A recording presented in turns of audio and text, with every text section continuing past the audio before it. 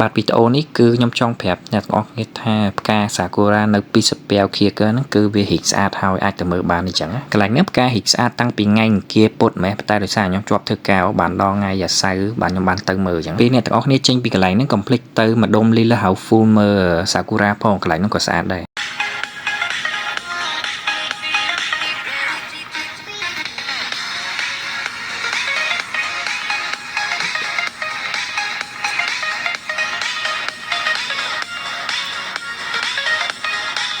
បាទសួស្តីអ្នកនរគ្នាថ្ងៃនេះគឺខ្ញុំមានពេលវេលាក៏បានទៅមើលផ្កាសាគូរ៉ាម្ដងទៀតអញ្ចឹងថ្ងៃហ្នឹងគឺខ្ញុំបានទៅជាមួយនឹងបងខ្ញុំហើយនឹងបងចដូនមួយខ្ញុំអញ្ចឹងពេលហ្នឹងនៅក្នុង page គេហ្នឹងគេបានផុសប្រាប់ថាគឺយើងអាចទៅមើលផ្កាសាគូរ៉ាបានហើយតែបើសិនជាខ្ញុំចាំអត់ខុសទេពេលហ្នឹងប្រហែលជាថ្ងៃអង្គារមកទៅតែដោយសារតែខ្ញុំហ្នឹងជាប់ធ្វើការដល់ថ្ងៃសៅរ៍អាទិត្យបានឈប់អញ្ចឹងទៅក៏យើងចាំដល់ថ្ងៃសៅរ៍បានយើងទៅអញ្ចឹងពេលហ្នឹងរៀងភ័យដែរព្រោះខ្លាចផ្កាសាគូរ៉ាហ្នឹងវារោយអស់អញ្ចឹងជាធម្មតាផ្កាសាគូរ៉ាហ្នឹងរីកប្រហែលជា2ទៅ3អាទិត្យទេក្រោយពីហ្នឹងទៅវារោយអស់អញ្ចឹងណាដូចជាកាលពី2អាទិត្យមុនខ្ញុំបានទៅមើលដែរប៉ុន្តែផ្កាហ្នឹងទៅរីកបាន5%អីទេដល់ពេលឥឡូវហ្នឹងគឺវារីកស្អាតមែនតើហើយវារៀងជ្រុះតិចតួចអីចឹងណាជារៀងរាល់ឆ្នាំហ្នឹងតែពេលខែ4ហ្នឹងភាគច្រើនខ្ញុំទៅខ្មែរទៅដើរលេងចូលឆ្នាំអញ្ចឹងតែឆ្នាំនេះនិងឆ្នាំក្រោយប្រហែលជាអត់បានទៅលេងខ្មែរទេព្រោះដោយសារតែខ្ញុំត្រូវចាំប៉ាសពតខ្ញុំមកដល់ចឹងតែប្រហែលជានៅក្នុងរយៈពេលចុងឆ្នាំហ្នឹងឬក៏ដើមឆ្នាំក្រោយហ្នឹងខ្ញុំនឹងទៅដើរលេងនៅអឺរ៉ុបប៉ុន្តែអត់ទាន់មានកម្រងទេអត់ដឹងថាប្រទេសមួយណាខ្ញុំត្រូវទៅអីចឹងព្រោះខ្ញុំត្រូវមានការងារធ្វើនៅខែ7ខែ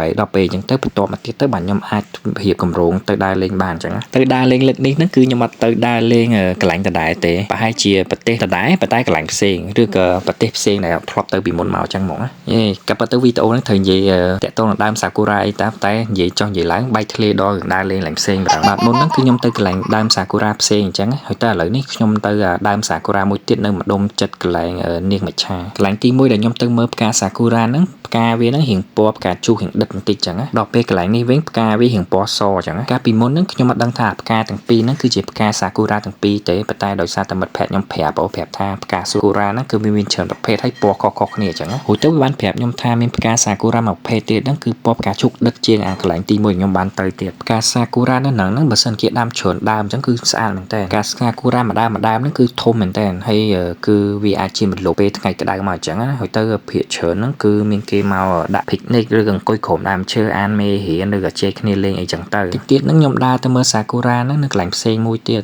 នៅចិត្តហ្នឹងដែរចឹងដើមសាគូរ៉ាដែលខ្ញុំពងនៅនេះគឺវានៅអត់ទាន់ទៅដល់កន្លែងនាងមច្ឆាទេដល់ពេលដើរហួសនាងមច្ឆាតិចទៀតទៅក៏យើងមានឃើញដើមសាគូរ៉ាទៀតចឹងដើមសាគូរ៉ានៅនេះគឺជាប្រភេទដូចដើមសាគូរ៉ាកន្លែងទី2ខ្ញុំបានទៅចឹងពណ៌ដូចគ្នាចឹងតែនៅកន្លែងនេះគេដាំច្រើនជាងនៅម្ដុំហ្នឹងថ្ងៃទី26 27គេនឹងប្រារព្ធពិធីបុណ្យដើមសាគូរ៉ាចឹងគេធ្វើបុណ្យហ្នឹងជារៀងរាល់ឆ្នាំហើយកន្លែងហ្នឹងគេលក់ម្ហូបច្រើនមែនតើភាគច្រើននៅក្នុងបុណ្យហ្នឹងគេលក់ម្ហូបជាលក្ខណៈជប៉ុនបើសិនជាថ្ងៃហ្នឹងខ្ញុំតំណែងធ្វើការអញ្ចឹងខ្ញុំនឹងមកថតវីដេអូអ្នកទាំងអស់គ្នាមើលថាតើក្នុងពិធីបុណ្យហ្នឹងគេលក់ម្ហូបអីខ្លះរួចទៅថាតើគេមានសម្ដែង show អីខ្លះអញ្ចឹងណាបាទអញ្ចឹងវីដេអូរបស់ខ្ញុំមានតែប៉ុណ្្នឹងឯងជួបគ្នានៅវីដេអូក្រោយៗទៀតបាទអរគុណច្រើន